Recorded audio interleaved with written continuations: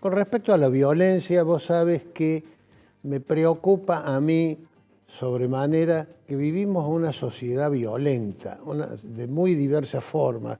Hay violencia en la familia, cómo se tratan los miembros de la familia, cómo los tratan a los adultos mayores, es decir, hay no sé si tanta violencia física como violencia moral, maltrato para con ellos, indiferencia. Es una sociedad complicada con ese tema.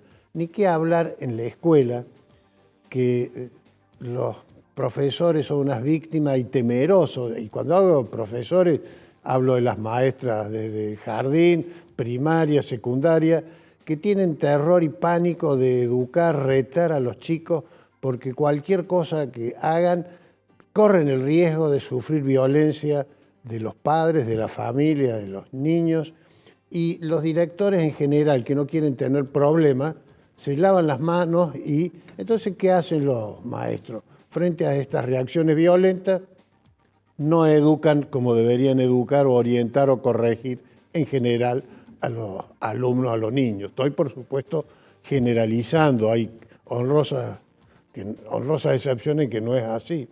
Pero fíjate que yo tengo nietitas chicas que le he ido a buscar al jardín de 3 años y venían sucias porque ha venido al baño, y los maestros, la maestra, no las pueden ni tocar. A la chiquita de 3 años, vaya al baño, arrégleselas como puede, porque si yo le pongo una mano encima, corro el riesgo que después estar en un problema violento, que me acusen.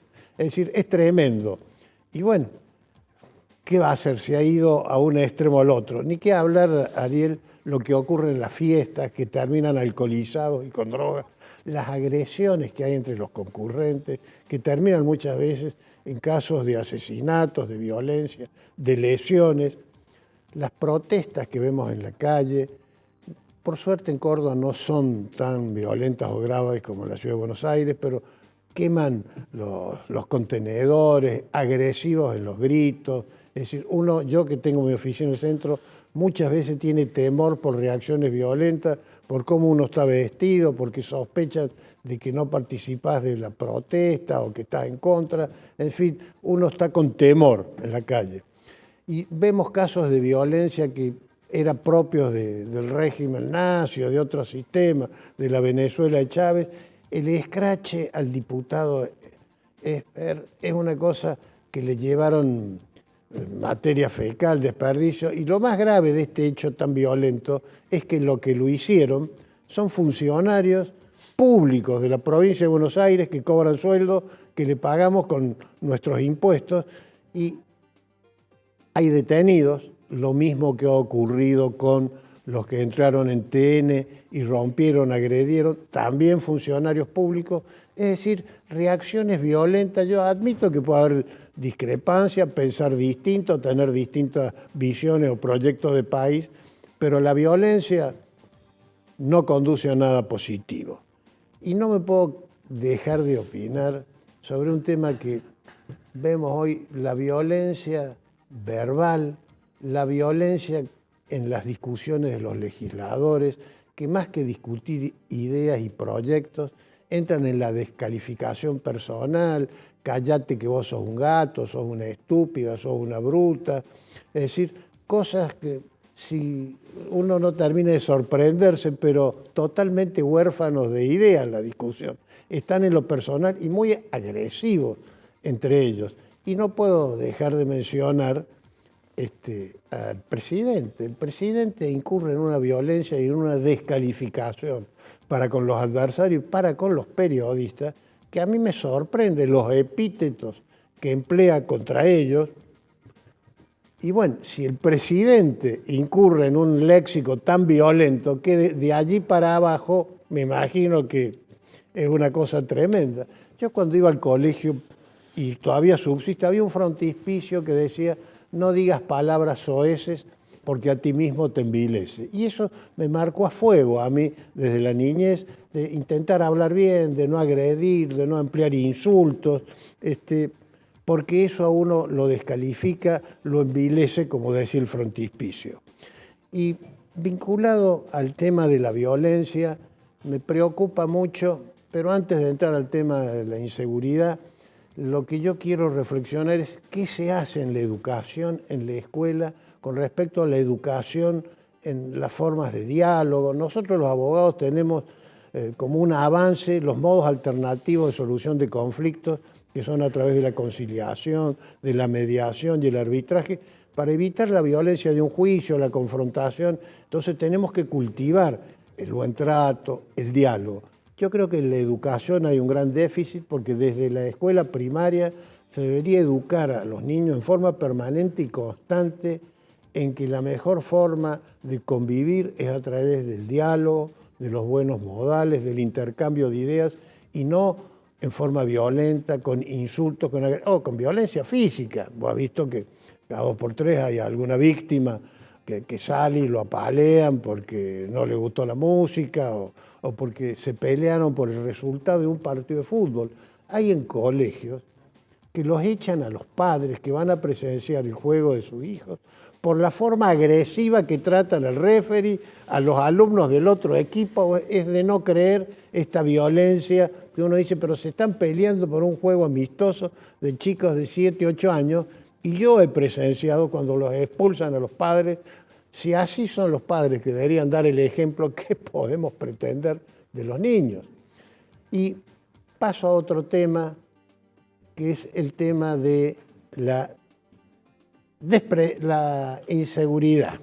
Veía los otros días en el noticiero que Córdoba, que quiere fomentar el turismo, esta industria sin chimeneas, el puente de la Sota en las sierras de Córdoba, no lo podés transitar, no te podés bajar a sacar una foto porque te agreden, te rompen el auto, el vidrio, te roban todo lo que tenés dentro del auto, la goma de auxilio.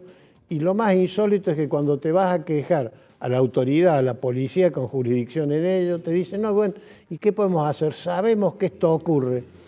En el interior las fuerzas de seguridad son escasas, no hay una presencia permanente y sobre todo protegiendo no solo a los ciudadanos que viven, sino al turismo, que es una fuente de ingresos.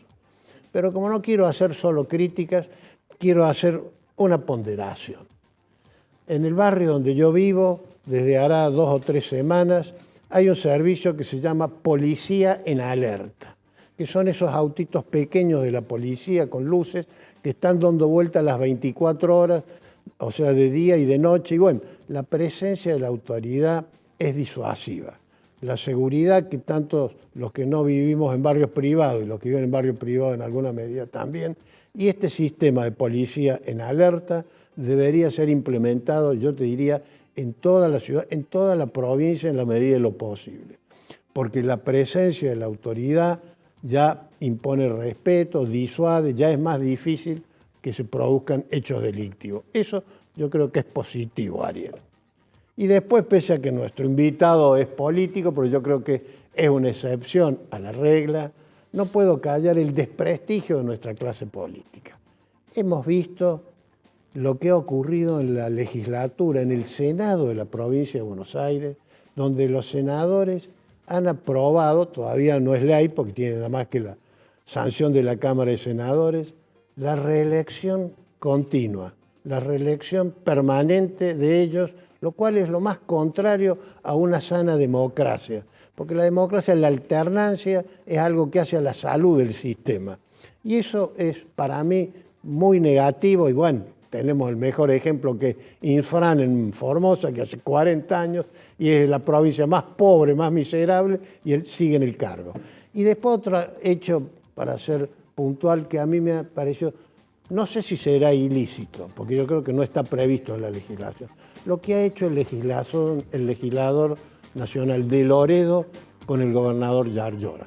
Esto de emplear la inteligencia artificial para hacerlo hablar a él y decir lo que no sé si piensa Yarlora, pero es lo que piensa de Loredo, o agrediéndolo, haciendo decir mentiras o no. Yo no lo he visto al aviso, pero me parece algo de mal gusto, falto de ética, y es recurrir a algo de una bajeza muy grande. Usted, si es político, yo creo que el político tiene que hacer propuestas. Diga lo que usted piensa, lo que usted quiere, su visión de la provincia, del país o de la sociedad municipal. Pero no puede hacerle decir a otro, en forma así fraudulenta, diría yo, engañosa, lo que el otro no dice. Me parece de una bajeza total. Por eso yo, que simpatizo en alguna medida con De Loredo, con su papel en la Cámara de Diputados, se me ha desmoronado este hecho que él ha sido el creador de ello. Por eso, por suerte, nuestro invitado es Aurelio García Elorrio, que es como la mosca en la leche, porque es de los políticos incorruptos, que no ha recurrido en su larga vida política a ninguna bajeza, nada de este tipo.